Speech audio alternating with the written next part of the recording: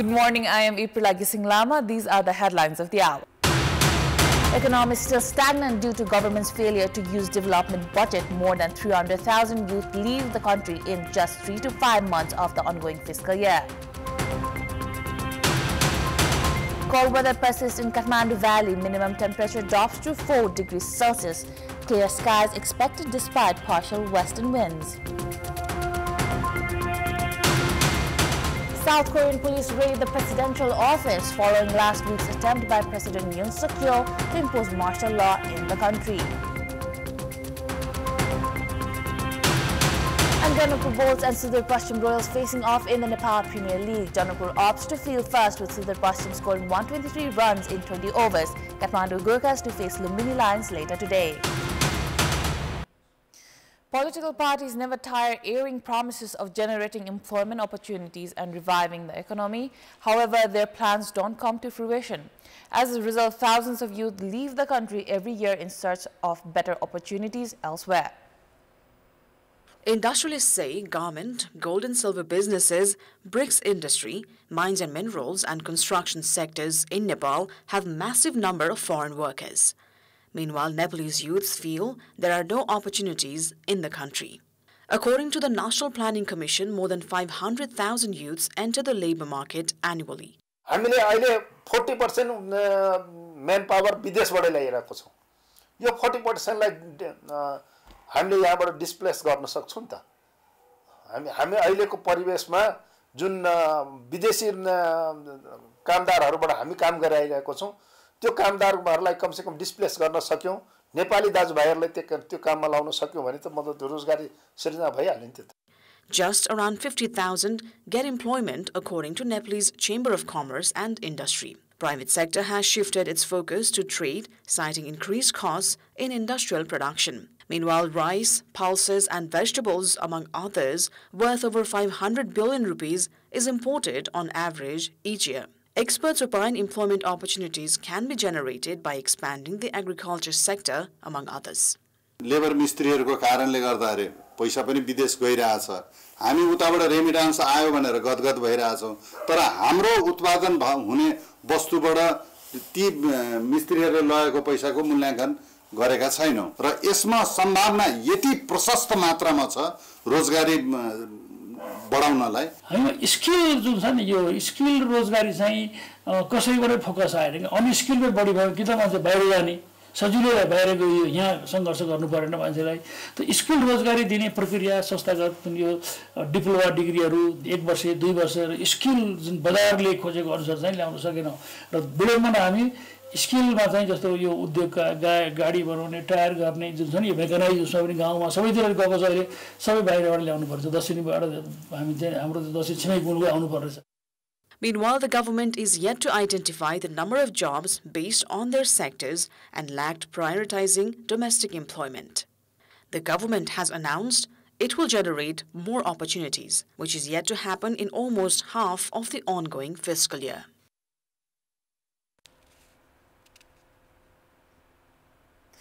The government has been claiming of signs of improvement in the country's economy. However, indicators of investment, domestic production and employment prove otherwise. The economy has struggled for a revival. Minister for Finance Bishnu Patel has claimed the government has reduced interest rates, inflation and increased revenue. अर्थतन्त्रमा क्रमशः गति आउन सुरु गरेको छ. यहाँले देख्नु भएको छ हिजो बैंकको ब्याज दर महँगो भयो भन्ने टिप्पणी हुन्थ्यो. आज बैंकको ब्याज दरलाई हामी सिंगल डिजिटमा झार्न सफल भएका छौं. तरलता सहजताको अवस्थामा छ. मुद्रास्फीति महँगीलाई पनि हामीले वाञ्छित सीमासम्म नियन्त्रण गरेर राख्न सकेका छौं. On contrary to the claims of the finance minister, experts say any positive changes seen is not because of the government. Interest rates have gone down by 2.78% compared to last year. However, liquidity stands at 756 billion. Existing industries have been operating at 25 to 30% their capacity. Minister Patel has claimed the government managed to reduce interest rates. However, experts attribute the scenario to decreasing market demand, which lowered confidence among the private sector. The minister also claimed to have controlled inflation. However, numbers contradict his claims. The coming months is likely to witness an increase in inflation as a result of the same in the Indian market in the month of October. While revenues have gone up by 15% compared to the previous year, experts still say it is not enough a basis for the government to claim to have made significant achievement. The government has also lagged behind in utilizing development budget and attracting investments through tax reliefs to small-scale industries and by easing procedural issues.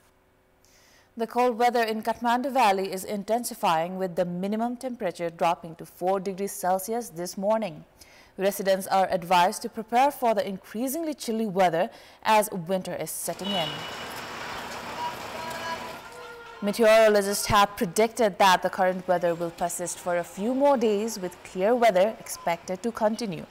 This morning, the minimum temperature in the valley was recorded, while the maximum temperature is forecasted to range between 17 and 19 degrees Celsius.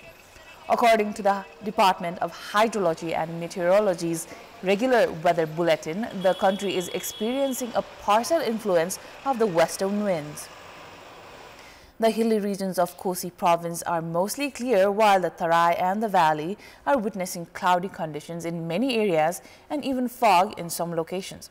The department has also stated that the weather will remain clear across most of Kosi province, with some partial changes expected in the afternoon. Clear skies are anticipated in the Madhes and Bagmati provinces during the night. Now, mental illness is common across the world. However, in Nepal, those with psychological issues are often discriminated upon. They often lack proper treatment and care. 2 of such cases have emerged from Beldadi of Kantipur district in Sudar Paschim province. Kiran Sunar of Kanchanpur Beldadi, who is just around 25 years old and is a mother of 2, has been chained to a pole like an animal since a few years.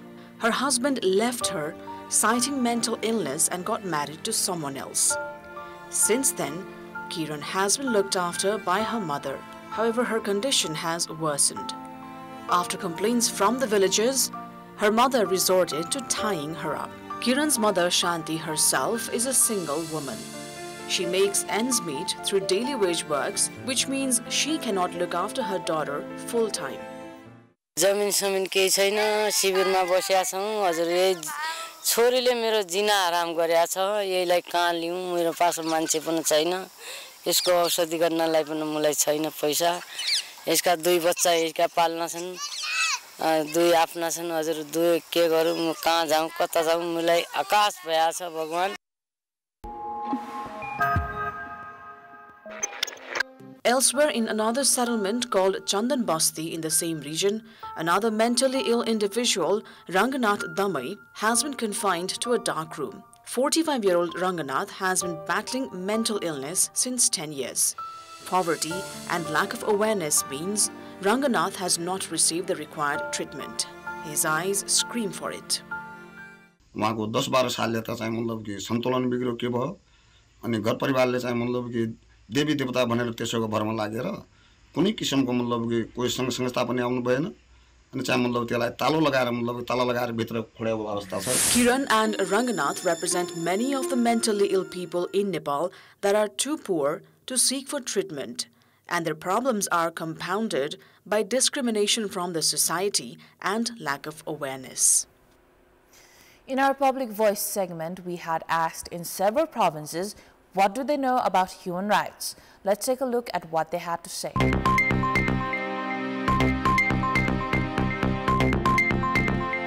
मानव अधिकार भनेको चाहिँ मान्छेको स्वतन्त्र रूपमा बाँच्न पाउने अधिकार हो. स्वतन्त्र रूपमा बाँच्न, हिँड्न, शिक्षा हरेक कुरामा हामीले स्वतन्त्र रूपमा चाहिँ उले गर्न पाउनु नै एउटा मानव अधिकार हो. घाँस बास कपासको साथै आर्थिक राजनीतिक सामाजिक अधिकार प्राप्त गर्नु नै मानव अधिकार हो. खाद्यको सुनिश्चितता, स्वास्थ्यको सुनिश्चितता, शिक्षाको सुनिश्चितता, जति पनि हामी व्यक्तिले पाउने सबै चीजको अधिकार चाहिँ मानव अधिकार हो. मान्छेले जन्मसिद्ध पाउने अधिकारलाई मानव अधिकार भनिन्छ.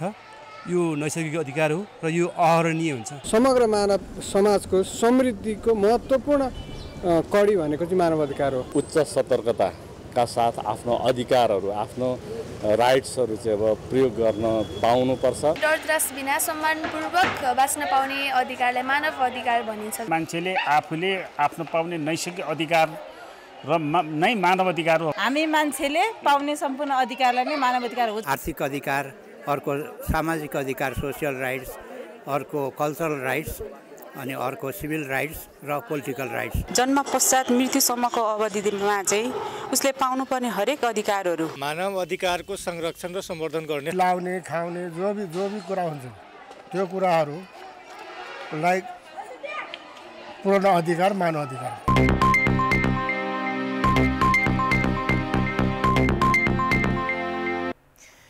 It's time for our segment Public Pulse, where you text us with your opinion. Public Pulse.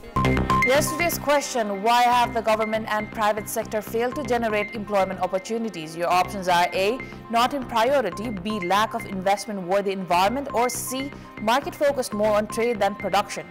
The voting is on. Type and EWS, select your option A, B, or C and send it to 34001 to share your opinion with us. Welcome back. Foreign Minister Arju Rana met with the Deputy Prime Minister and Minister of Foreign Affairs and Foreign Trade Xavier Bettel during her visit to Luxembourg. According to Nepal's Ministry of Foreign Affairs, during the meeting held at Xavier Bettel's office in Luxembourg City, various aspects of Nepal-Luxembourg relations along with issues of mutual interest and avenues where cooperation were discussed.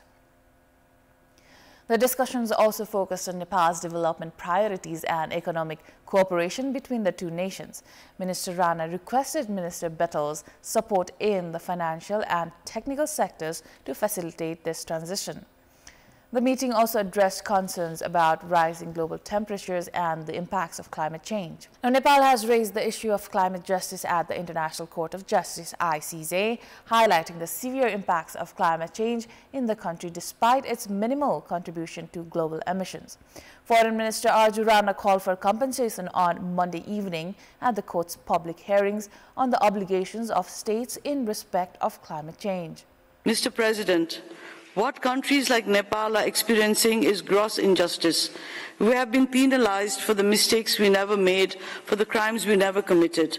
However, we have not given up hope or lost faith. We feel adding our voice to the global collective efforts will serve to overcome this existential crisis that humanity currently faces. In The Hague, Foreign Minister Arju Rana stated that Nepal is being punished for a mistake it never committed and is being tried for a crime it did not commit.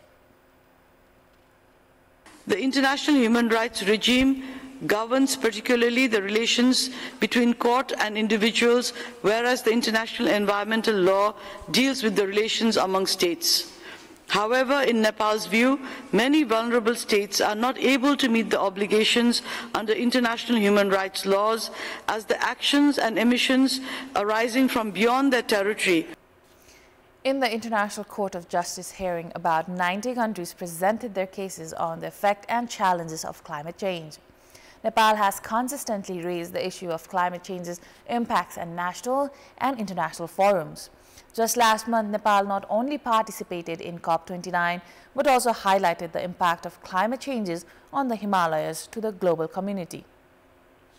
The government has framed its statement in The Hague as a fight to draw global attention and seek justice. It is time for international news.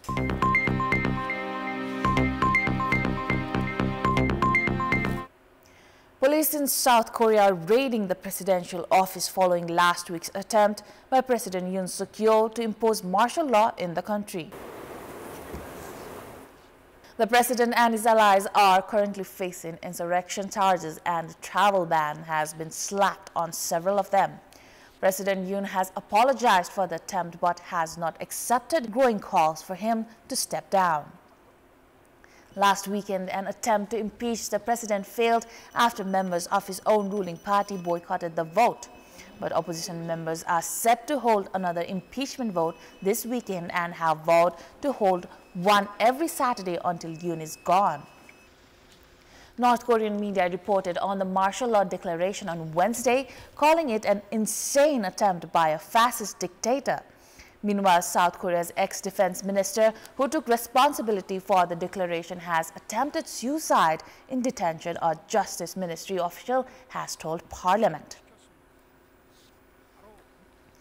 The Prime Minister of Syria's new transitional government has said it is time for people to enjoy stability and calm after the overthrow of President Bashar al-Assad. Mohammed al-Bashir, the former head of the rebel administration in the northwest, was speaking to Al Jazeera after being tasked with governing until March 2025 by the Islamist militant group Hayat Tahrir al-Sham, HTS, and its allies. Bashir chaired a meeting in Damascus on Tuesday, attended by members of his new government and those of Assad's former cabinet to discuss the transfer of portfolios and institutions. The U.S. Secretary of State, meanwhile, said Washington would recognize and fully support a future Syrian government so long as it emerged from a credible, inclusive process that respected minorities. In 2011, Assad brutally crushed a peaceful pro-democracy uprising, sparking a devastating civil war in which more than 500,000 people have been killed and 12 million others forced to flee their homes. Before this week, Mohammed al-Bashir was little known outside the areas dominated by HTS in the northwestern provinces of Idlib and Aleppo. According to his CV, he trained as an electrical engineer and worked at gas plants before the start of the civil war in 2011. In January, Bashir was appointed Prime Minister of the Salvation Government, SG, which HTS established to run the territory under its control. Meanwhile, Israel's military says it carried out 480 attacks in Syria in the past 48 hours, including on 15 naval vessels, anti-aircraft batteries, and weapons production sites in several cities. This move comes after Israel seized territory in the Syrian Golan Heights on Sunday.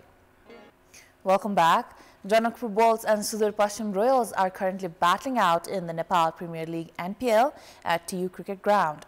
Janakpur Bulls have opted to field first in the match. Sudar Pashchim has managed to score 123 runs, losing 9 wickets in 20 overs. Kishore Mahato has stood out with the ball, taking 4 wickets for 35 runs in his 8.7 overs, while James Neeson has bowled economically, giving away just 12 runs in his 2 overs. Janakpur Bulls, representing Madhya Province, have remained undefeated in the ongoing Nepal Premier League. A win in today's match will secure the spot in the playoffs. On the other hand, Sudar Pashchim is looking to secure a victory, as a win will enhance the chances to advancing to the top 4.